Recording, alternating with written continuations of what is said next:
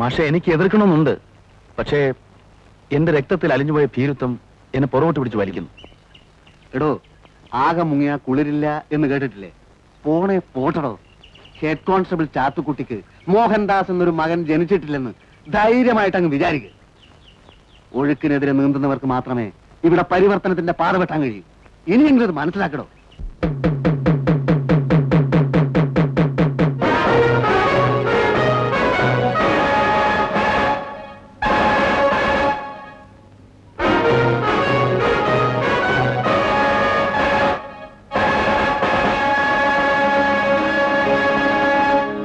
പട്ടാപ്പകൽ വീട്ടിൽ കയറി വന്ന് തല്ലുണ്ടാക്കിയ ഒരു അക്രമിയെ എന്തർത്ഥത്തിൽ വെറുതെ വിട്ടു എന്നാണ് ചോദിക്കുന്നത്.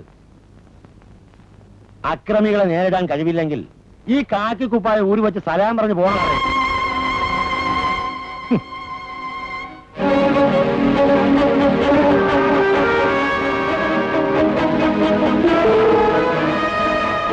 താനാരാ? പറഞ്ഞോ, താനാണ് എനിക്ക് കാക്കിക്കുപ്പായം തയ്ച്ചു വന്നു? ഇറങ്ങി പോടാ, എന്നെ വീട്ടിൽ ഇറങ്ങി പോടാ.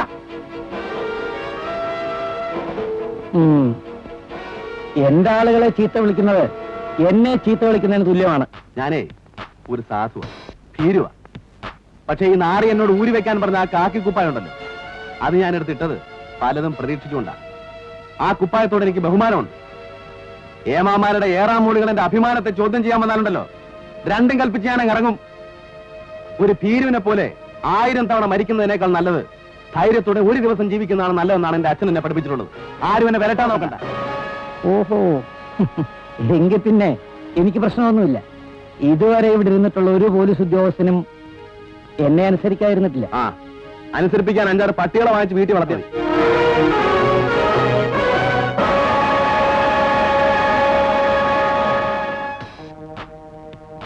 തൊപ്പി തെറിക്കുന്നതിന് മുമ്പ് വീണ്ടും വിചാരം ഉണ്ടായാലും എല്ലാവർക്കും നന്ന്. കഴുത്തിന് മുകളിൽ തലയിലുള്ളടത്തോളം കാലം തൊപ്പി അവിടെ തന്നെ കാണും. കാണാം. ആ, കാണാം. ബാലൻ എന്തെങ്കിലും ഒരു തീരുമാനം പറ. ഇന്ന് രാത്രി സൊസൈറ്റിയുടെ രോഗം ഇല്ലത്ത് കൂടണമെന്ന് തീരുമാനിച്ചിരിക്കാൻ ബാലൻ വരണം. അനന്തം നായരെ അവസാനിപ്പിക്കാതെ ഒരു സൊസൈറ്റി ഇവിടെ രക്ഷപ്പെടില്ല. എനിക്കിപ്പോ മുകളിൽ ആകാശം, താഴെ ഭൂമി. ചിലപ്പോ തൂക്കിക്കൊല്ലുമാരി, അത്രയല്ലേ ഉള്ളൂ. കൊല്ലുന്നത് ഒന്നിനും ഒരു പരിഹാരമാവില്ല ബാല. ഒരു അനന്തൻ നായർ മരിച്ചാൽ 1000 അനന്തൻ നായർ വരും. അടിച്ചമർത്തപ്പെട്ടവന് സംഘബോധമുണ്ടാവുക എന്നുള്ളതാണ് പ്രശ്നം. ബാലന്റെ സാന്നിധ്യം സൊസൈറ്റിക്ക് വലിയൊരു പ്രചോദനമായിരിക്കും. ഞാൻ എന്ത് ചെയ്യണമെന്ന്? കൂടെ നിൽക്കണം. ബാലൻ കൊലമരത്തിൽ കയറിയതുകൊണ്ട് നാട്ടുകാർക്ക് എന്തു ഗുണം? ബാലന്റെ പക, ബാലന്റെ പ്രതിഷേധം ഒക്കെ ക്രിയാത്മകമായി തിരിച്ചു വരണം എന്നാണ് എന്റെ അപേക്ഷ. സൊസൈറ്റിക്ക് സ്വന്തമായിട്ടൊരു കെട്ടിടം ഉണ്ടാവുന്നത് വരെ ഇവിടെ ഇഷ്ടംപോലെ സ്ഥലം കിടക്കുകയല്ലേ. എത്ര ചാക്ക് വേണമെങ്കിലും അടുക്കി വയ്ക്കാനുള്ള സൗകര്യം ഉണ്ടല്ലോ. സൊസൈറ്റി കാരണം തിരുമേനിക്ക് ഒരു വിഷമവും ഉണ്ടാകാൻ പാടില്ലെന്നേ ഉള്ളൂ. ആരാ ഇപ്പൊ വിഷമിപ്പിക്കാൻ പറയണേ? അനന്തൻ നായരുടെ എതിർപ്പുണ്ടാവുമെന്നുള്ള കാര്യം ഉറപ്പാണ്. ആ എതിർപ്പ് എത്രത്തോളം ഉണ്ടാവുമെന്ന് കാണാൻ തന്നെയാ ഞാനും കാത്തിരിക്കണേ. കുറെ നാളായിട്ട് സഹിക്കാൻ തുടങ്ങിയിട്ട്. നിങ്ങൾ ഇത്രയും ആൾക്കാർ കൂടെ ഉള്ളപ്പം ഇനിയെ പേടിക്കുക? പേടിച്ചിത്തരല്ലേ അത്? വേണച്ചാൽ കർഷക സഹകരണ സംഘം എന്ന് വലിയ അക്ഷരത്തിൽ എഴുതിയ ബോർഡും പഠിക്കോളൂ. അപ്പോ ആ പ്രശ്നം അങ്ങനെ കഴിഞ്ഞു. ഇനി വേണ്ടത് ധൈര്യമായിട്ട് എല്ലാവരും ഇവിടേക്ക് സാധനങ്ങൾ എത്തിക്കുക എന്നുള്ളതാണ്. അതോടെ നമ്മുടെ സൊസൈറ്റി പ്രവർത്തിച്ചു തുടങ്ങുന്നു എന്നർത്ഥം. ഏലമായാലും കുരുമുളകായാലും ദിവസം തോറും വില കയറി വരികയാണ്. നമ്മുടെ സാധനങ്ങൾക്ക് ഏറ്റവും നല്ല വില കിട്ടിയെങ്കിൽ മാത്രമേ നമ്മൾ വിൽക്കൂ എന്നുള്ളത് തീർച്ചയാണ്. നിങ്ങളുടെ എല്ലാവരുടെയും സഹകരണം ഉണ്ടെങ്കിൽ മാത്രമേ സൊസൈറ്റിക്ക് വളരാൻ കഴിയൂ.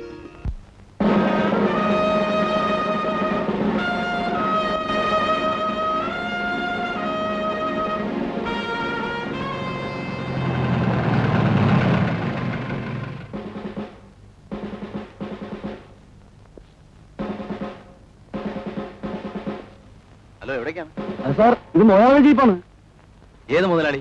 ഈ ഭൂലോകത്തിന്റെ മുതലാളിയൊന്നും അല്ലല്ലോ. എന്താണാവോ കന്നാസിനകത്ത്? സാറിനറിയില്ലേ, അന്ന് DSP സാറിനോട് എല്ലാം പറഞ്ഞിട്ടുണ്ടെന്ന് പറഞ്ഞു. ആ, പറഞ്ഞു. വാറ്റുകാരല്ലേ? അതെ. എങ്കിൽ നമുക്കൊരു സ്ഥലം വരെ പോകാനുണ്ട്. എങ്ങോട്ടാണ് സാർ? പറയാം, വണ്ടി എടുക്ക്. സ്ഥലം അറിഞ്ഞാൽ കൊള്ളായിരുന്നു. ഇറങ്ങാൻ വണ്ടി.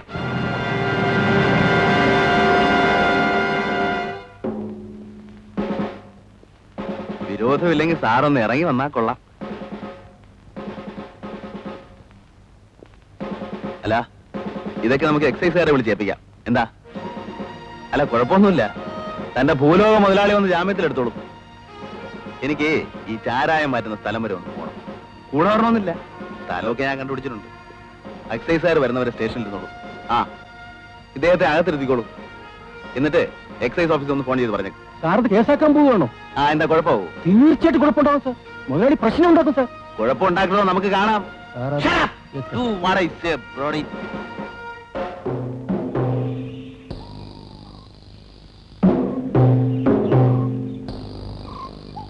ആ കുപ്പി നിറഞ്ഞു.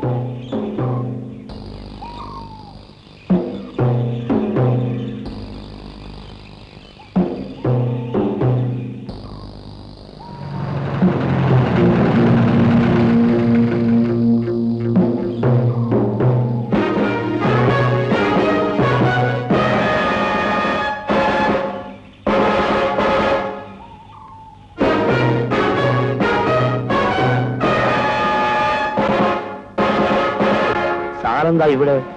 എന്താ എനിക്ക് വന്നൂടെ? പോലീസുകാരും ഇവിടെ വരാറില്ല. മാസാമാസം മുതലാളി സ്റ്റേഷനിൽ കാശെത്തിക്കുകയാണ് പതിവ്. എനിക്ക് കാശല്ല വേണ്ടത്, എനിക്ക് വേണ്ടത് ഈ ചാരായമാണ്. ആ എല്ലാവരും പാത്രങ്ങളൊക്കെ എടുത്ത് തലയിൽ വയ്ക്കും.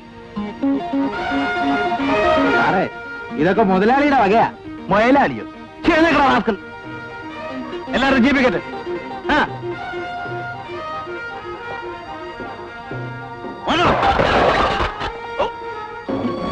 ഈ നാട് നന്നാക്കാമെന്ന് ഞാൻ നോക്കട്ടെ. ചോദിക്കാനും പറയാനും ആരും ഇല്ലെന്ന് കരുതി ഇത് വെക്കണല്ല. ആ നടക്കണം അങ്ങോട്ട്. ആ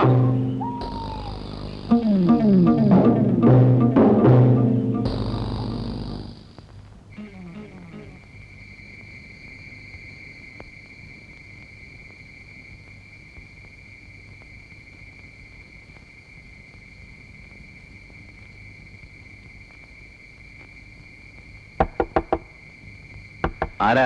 ഞാനാണ് സർ, ബാലൻ.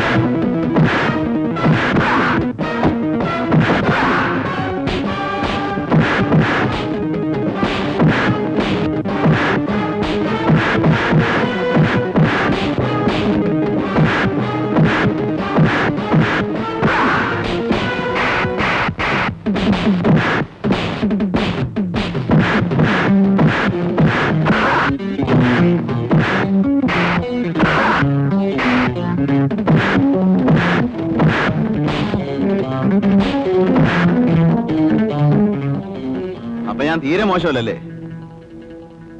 ഏതായാലും നിങ്ങളെ ഇക്കാര്യത്തിൽ ഞാൻ അറസ്റ്റ് ചെയ്യുന്നില്ല. കാരണം എനിക്ക് തല്ലാനും പിടിക്കാനും ഒക്കെ കഴിവുണ്ടെന്ന് സ്വയം ബോധ്യപ്പെടുത്തി തന്നത് നിങ്ങളാ. ആ നന്ദി എപ്പോഴും ഉണ്ടായിരിക്കും. പക്ഷെ ആ റാസ്കൽ അനന്തൻ നായരോട് പോയി പറഞ്ഞേക്ക് എന്നെ തല്ലാൻ ഇത്ര ആള് പോരെന്ന്. പോയാ പട്ടികളെ.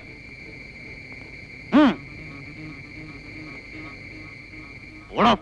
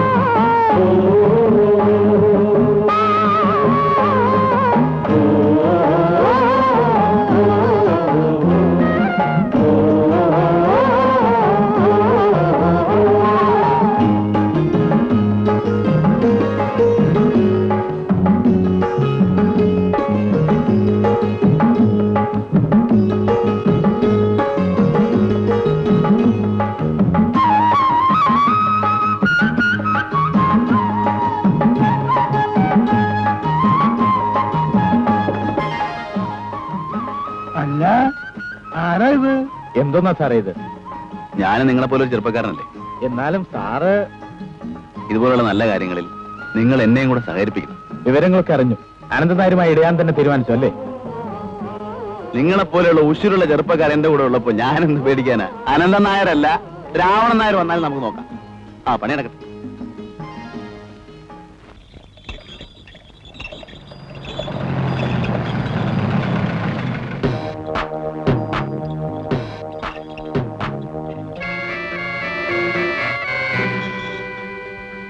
ഇതെവിടെ കൊണ്ടുപോകുന്നു? ഞങ്ങൾ കർഷക സഹകരണ സംഘം ഉണ്ടാക്കി. സ്വന്തമായൊരു കെട്ടിടം ഉണ്ടാകുന്നത് വരെ ചരക്കൊക്കെ ഇല്ലത്താണ് സംഭരിക്കുന്നത്. നിന്നെ പോലുള്ള പല അരപ്പാളികൾക്കും കൃഷി നടത്താനും വളം വാങ്ങാനും ഒക്കെ കാശ് തന്നാരാണെന്ന് മറന്നിട്ടില്ലല്ലോ.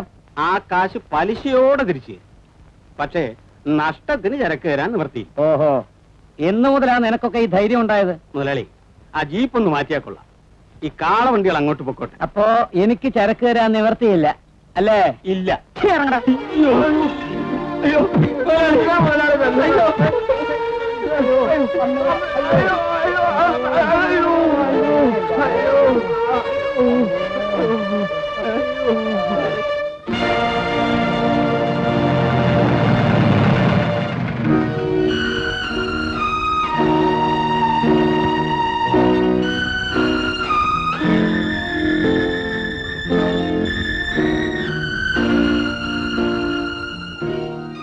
അനന്തൻ നായരോട് ഈ നാട് ഭരിച്ചോളാണെന്ന് ആരും ആവശ്യപ്പെട്ടിട്ടില്ല. അയാൾ വലിയ പണക്കാരനായിരിക്കാം. ഞാൻ പഠിച്ചിട്ടുള്ള നിയമപുസ്തകത്തിന്റെ താളുകളിലൊന്നും ഈ കള്ളർ ആസ്കൽ അനന്തൻ നായർക്ക് യാതൊരു പരിഗണനയും കൊടുത്തായി കണ്ടിട്ടില്ല. സ്റ്റേഷൻ ചെന്നൊരു പരാതി എഴുതി കൊടുത്തിട്ട് ഹോസ്പിറ്റലിൽ പോയിക്കോളും. ഒരു തുറന്ന യുദ്ധത്തിന് സമയമായെന്ന് തോന്നുന്നു. ഞാൻ വരട്ടെ.